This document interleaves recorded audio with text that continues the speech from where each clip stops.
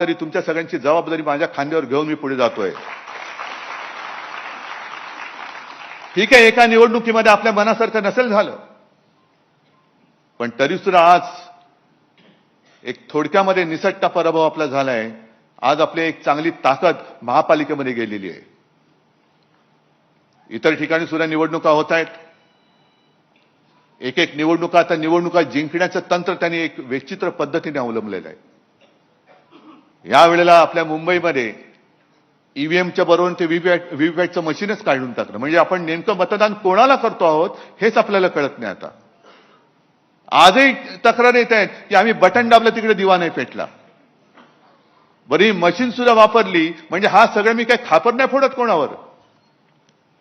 पण याला लोकशाही म्हणायची का? याला लोकशाही मानायचं का?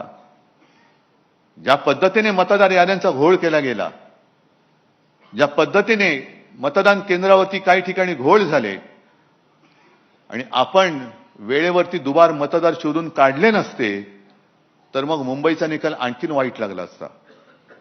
हे तुम्ही जागरूक राहिलात म्हणून निदान इथपर्यंत तरी त्यांना रोखू शकलो. नाहीतर हे धरून चालले होते की आता शिवसेना संपली आणि आपल्याला चरायला कुरण मोकळं झालं. अरे येतो कसा बघतो ना, कुरण चरायला ये नाही, तुझ्या पेकाटामध्ये नाही दांडकं टाकलं तर बघ. परत नव्याने सुरुवात करायची आपल्याला.